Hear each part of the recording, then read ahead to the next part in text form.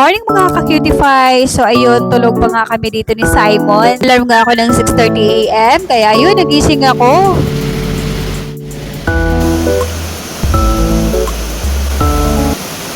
Have a nice morning everyone! Kaya naman pala masarap ang tulog namin dahil malakas ang ulan. Wala naman ako nabalitaan na may bagyo ngayon, pero napakalakas talaga ng ulan. Dali ko agad kinuha yung aking mga sinampay sa kubo kasi mukhang naaampihasan na nga. Buti na lang talaga dito sa loob, meron din tayong masasampayan just in case na umuulan. Day off ko nga kahapon kaya nakapaglaba ako ng ganito kadami. Once a week kasi ako naglalaba, kaya naman napakadami talaga yung nilalaban ko every weekend. Buti na nga lang, meron akong reliever pag day off ako dahil dati talaga nahirapan ako guys mag day off dahil wala akong reliever. So, iba-iba na siya ngayon dahil once a week makapagpahinga na tayo, makapag-rest na tayo, higa-higa na tayo ng konti. Like talaga dati guys, na unang pasok ko pa lang dun sa Rest and Go is 1 month.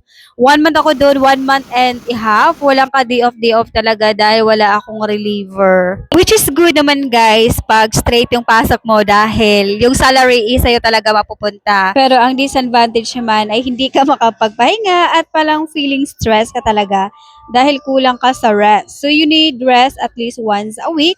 It's better.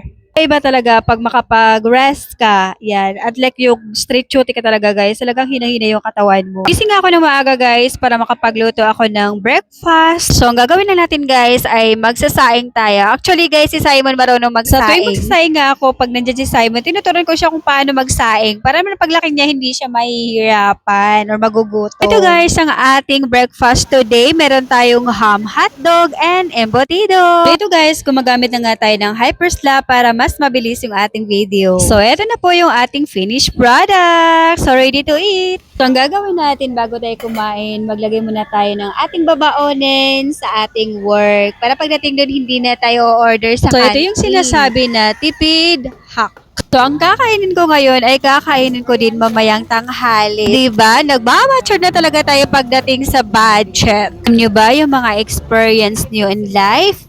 Yun yung paraan para maging matured, strong kayo in real life. Dahil tumatatag at mag-mature lang naman yung isang tao pag meron siyang experience. Lalo na pagdating sa financially, sa puso. Hey guys! So, I'm finally here in my work. Sabuti na lang talaga guys, malapit lang yung work ko dahil super duper ulan pa rin hanggang ngayon. So, pagkadating ko nga dito guys, ay magta-time in agad tayo para meron tayong masulat sa ating timesheet kung anong oras tayo dumating. And after that, so maglinis-linis na tayo ng ating mga chairs.